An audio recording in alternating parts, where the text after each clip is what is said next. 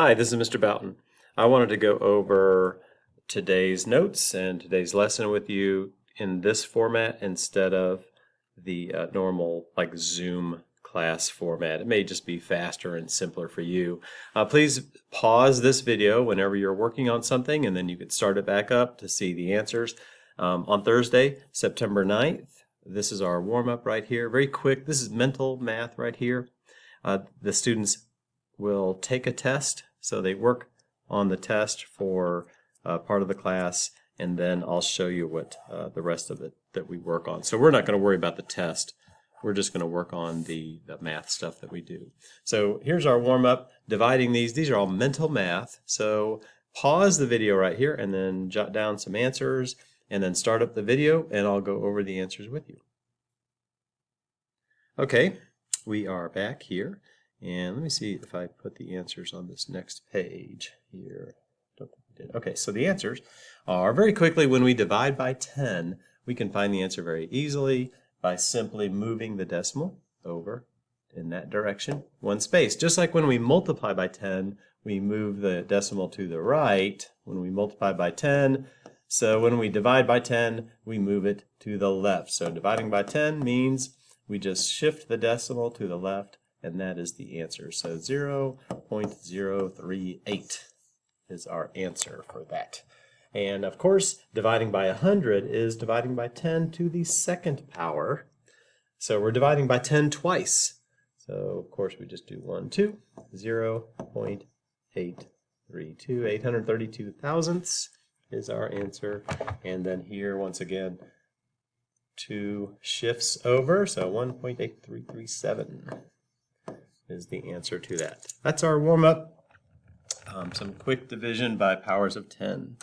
Today, after the kids take the test, they are simply taking notes in their textbook. So this is the beginning of Unit 2. So congratulations, we have just started Unit 2. These 3 words we use quite a bit. So we want to take some notes. They are here in our notes. And this is our notes right here. You would want to turn to page 64 and write these notes down. And you can pause the video, make sure you have them in your textbooks so you can go back and see these. You want to get integers, rational numbers, and opposites in your head so you know what they are, you know the examples, and you know what they're not. These are the non-examples. So I'm going to talk through what these numbers mean very quickly, so that I can give you kind of a better understanding of what they are. First of all, whole numbers. So right here, make sure you're writing these down. Whole numbers are numbers, like you're familiar with whole numbers because we've talked about mixed numbers, like when we've had 3 and 1/2. That's a mixed number because part of it is whole number and part of it is fraction. 3 is the whole number. Whole numbers are like whole dollars, paper dollars, not the change, but the whole part of that money. So whole numbers start at 0, and then 1, 2, 3, 4, and so on. They are not the numbers in between those. So all those fraction and decimal pieces are not whole numbers. So for example, here are some whole numbers, -10, 25, even negative numbers are integers. So whole numbers and then their opposites are integers. So opposites are on the other side of 0 on a number line. So if you think of a number line, somewhere is 0 right there. All of the positive numbers, we use a plus sign, are on the right of 0. All of the negative numbers are on the left side of 0. So as we count up, we count 1, 2, 3, 4. As we count back towards the left, it's -1, -2, -3, -4, like that. Those are all integers. So it is the whole numbers and their opposites are integers. So let's do a test. You ready for a test on what integers are? All right, ready? Is 6 an integer? Yes, yes it is. Is -6 an integer? Yes. How about, here, let me get rid of that. How about 6 over 1? Is that an integer? Yes, it is, because it is equal to 6.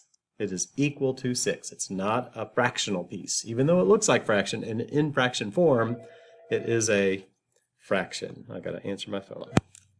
Okay, how about this? Here's another question right here. How about the number 5.0? Is that an integer?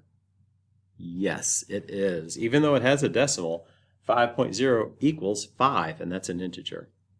Okay, so let's talk about rational numbers. Rational numbers, I'm going to give you the fast version of the definition because it's kind of hard to understand. Any number that can be written in fraction form, that's pretty much any number you've known about. It's all the integers, plus it's all of the fractions in between the integers. So if you think of a number line, here's 0, here's -1, -2, counting in to the left, and then 1, 2 here. It's all of those integers, and it's all of the fractions in between the integers. That's pretty much every number that we have been working with.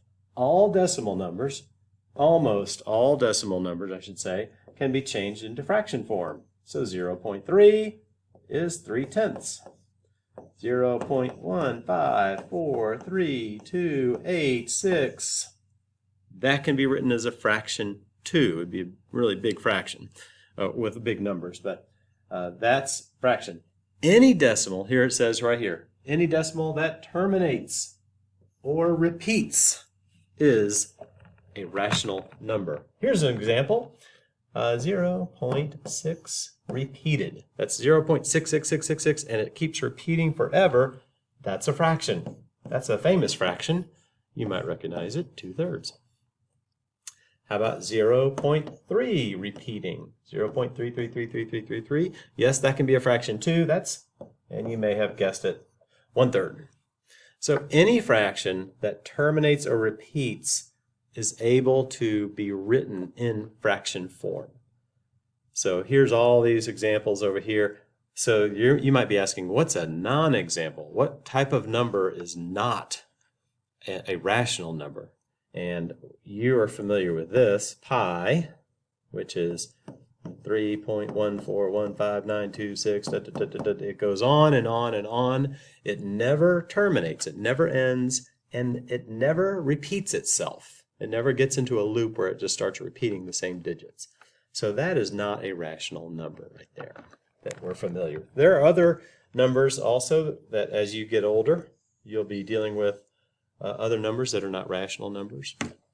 So you'll deal with those in different ways.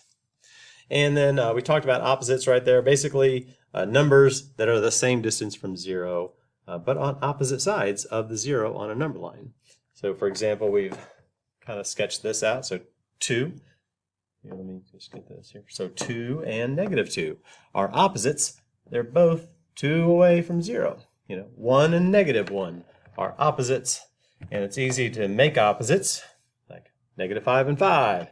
-3.4 and +3.4 are all opposites. These would not be opposites here, -10 and -9. So those are some basics about these words right here. You want to make sure you get all these notes. You don't necessarily have to have all my notes in there, but get these notes on page 64. And that's it for today.